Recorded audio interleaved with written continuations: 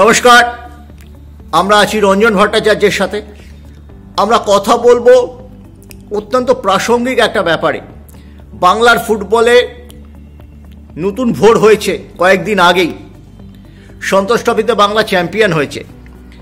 একটা সময় ছিল যখন জাতীয় লিগ কিংবা আই লিগ পরবর্তীকালে, আজ থেকে 10 বছর আগে, এবং সন্তোষ ট্রফিতে যারা ভালো খেলতো চ্যাম্পিয়ন দলের খেলোয়াড়রা সরাসরি জাতীয় ক্যাম্পে ডাক পেত। তাদের ফোকাসটা ঠিক থাকতো এবং তাদের মধ্যে একটা আলাদা তাগিদ থাকতো ভালো খেলার। কিন্তু এখন পুরোপুরি সিনারিওটা চেঞ্জ হয়ে গেছে।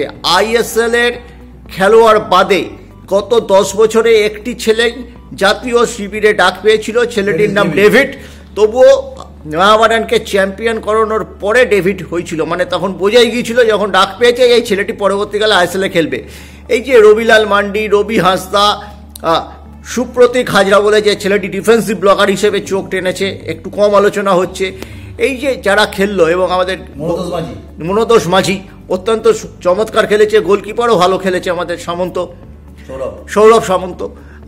এই ছেলেগুলোর ভবিষ্যৎ কি, এবং অল ইন্ডিয়া ফুটবল ফেডারেশন কি এদেরও মানে জাতীয় ক্যাম্পে সুযোগ দেওয়া উচিত সন্তোষ ট্রফিতে এই পারফরমেন্সের পর?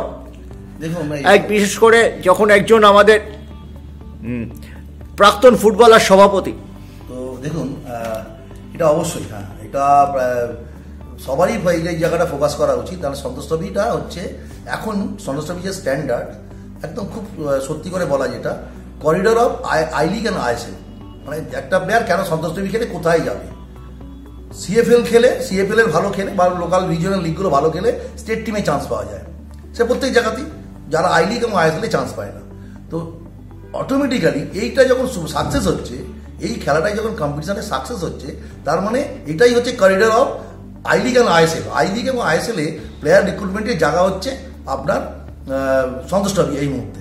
এইবার দেখা যাচ্ছে যে কিছু কিছু কোয়ালিটি এই সন্তোষ ট্রফি অর্গানাইজেশনের মধ্যে দিয়ে দেখা যাচ্ছে, অর্গানাইজ যারা করছেন আর কি, অল ইন্ডিয়া ফুটবল ফেডারেশন, দেখা যাচ্ছে যে এমন কিছু কোয়ালিটি এর মধ্যে আছে যারা ইতিমধ্যেই জাতীয় হিসেবে রাখতে পারে। যেমন জাতীয় হিসেবে আমাদের ফোকাস করা উচিত যে স্ট্রাইকারের একটা ভীষণ অভাব।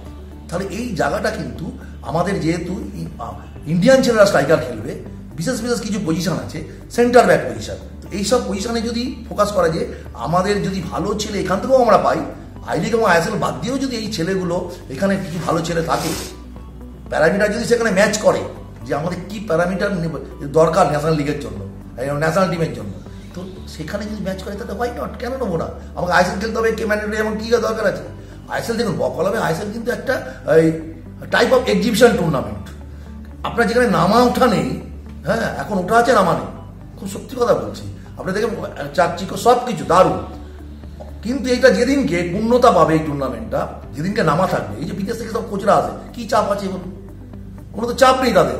কি বলে, টিম ওই সুপার সিক্সে গেল, কি গেল, 4-এ গেল, যেটা ওপর দিকে থাকে তারা একটু লড়াই করে, তারপরে মধ্যখান থেকে মিডিল পজিশনে যখন টিম থাকে যে আর উপর আমি যেতে পারবো না, অটোমেটিক্যালি ওই পারফরমেন্স, এই যে আজকে 104, 124 না 25 হয়ে গেছে আমাদের ইন্ডিয়ান কি বলে আপনার র্যাঙ্কিং, এটা দেখবেন এইভাবে যদি আইএসএল চলতে থাকে, আইএসএল এখন হচ্ছে আমাদের ভারতবর্ষের মেন লিগ, তো সেই জায়গায় যদি নামাটা না থাকে, এটা কিন্তু একটা বিশাল সমস্যার জায়গা। আগামী দিন দেখুন ওই 124টা কিন্তু আরো বেড়ে যাবে, 2-1 বছরের মধ্যে 148 হয়ে গেলে অবাক হবেন না।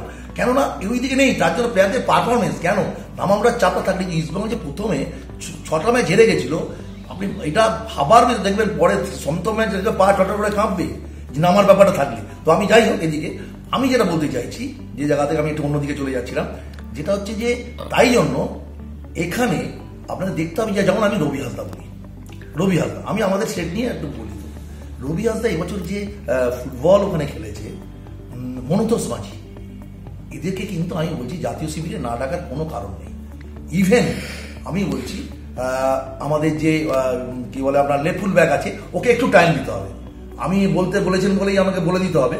আমি রবিলাল মান্ডি যত ভালো করে, কিন্তু এই মুহূর্তে আমি রবিলালকে বলবো না যে জাতীয় শিবিরে ডাকুন। হ্যাঁ, ও যদি 23 এজ থাকে তার 23-তে ডাকুন। আর বাকি এবং সুফিয়ান, আবু সুফিয়ান, আন্ডার 23 আছে, আদিত্য, আবু সুফিয়ান, এদেরকে ইমিডিয়েট ডাকা উচিত। এবং আর রবি হাঁসদাকে আমি আবারও বলছি, রবি হাঁসদাকে কিন্তু কি কি বলে আপনার ন্যাশনাল শিবিরে ডাক নেবে। এই বছর যে সব গোল করেছে এবং কালকেও যে ফিনিশটা করেছে আউটস্ট্যান্ডিং, তো ওয়াই নট একবার দেখতেই পারে, ওখানে কম্পিটিশনে যাক না। তো তাহলে কি হবে, আপনার অটোমেটিক্যালি সন্তোষ ট্রফি, যেই সন্তোষ ট্রফি থেকে ন্যাশনাল টিমে চান্স পাওয়া যায়, তাহলে কিন্তু এই সন্তোষ ট্রফিটার আরও গুরুত্ব অনেক বেড়ে যাবে। এই টুর্নামেন্টে একদম একটা একটু ম্যানে টাইপের হয়েছে, আমি দেখলাম এবার লোকজনও খুব কম হয়েছে। ফাইনাল ম্যাচে আমি সদুয়েক লোক ছিল। হ্যাঁ, আর আমি ভাবতে পারবেন না, আমি বিয়েতে কেরালায় মাঞ্জারিতে ম্যাচ খেলেছি, 40,000, আমি ওই গগনবেদী চিৎকার, আমি 7 মিনিট টিমের বাইরে হয়ে গেছিলাম, ডিটাচ হয়ে গেছিলাম, আমার কোনো ভয়েস কি বলে মেসেজ টিমের মধ্যে যাচ্ছিল না, যার জন্য এই বিপর্যয়টা হয়েছিল সে বছর। তো যাই হোক, তো এবার কথা হচ্ছে যে আপনার মনতোষ মাঝি, যে কথাটা আসছে মনতোষ মাঝি, আপনাকে বলি যে মনতোষ মাঝি আর আমি, আজ মনতোষ মাঝি বয়সটা কম এবং ওর যা ফিজি, হ্যাঁ, ওকে যদি একটু গাইড করা যায়, এদেরকে ডাকা যেতেই পারে, একটু সাহস করে ডাকলেই দেখবেন আস্তে আস্তে জায়গা তৈরি হবে। আর বাকি যে বলছেন, আমি স্যার ন্যাশনাল টিমের কথা বললাম, 2-1 জনের কথা বললাম, বাট আমাদের এই কী বলে সন্তোষের টিমটা 9-10 জন আছে যারা এই মুহূর্তে আইএসএলে সাইন হওয়া উচিত। জানি না তারা কীভাবে ডাক পাবে বা ইয়ে। আমার মনে হয় আমাদের যে বড় দলগুলো আছে, বড় দলগুলো একটুখানি ঝুঁকি নিক। এই যে ডার্বি বলছেন না আপনারা, কিছু আমি ডার্বি আমরা করি, ডার্বি যদি আমাদের বাংলার ছেলেরা কিছু থাকে দুটো টিমে, ওই ডার্বির গুরুত্বই আলাদা, ওই ডার্বির মজাটাই আলাদা, অন্য ফিলিংস সব জায়গা থেকেই। ওই এখানে সেই ফিলিংস এখনো সব ছেলে গড়ে উঠতে 2 বছর করে সময় লাগে, এই বাইরের ছেলেরা এই ডার্বিটা বুঝতে 2 বছর চলে যায়।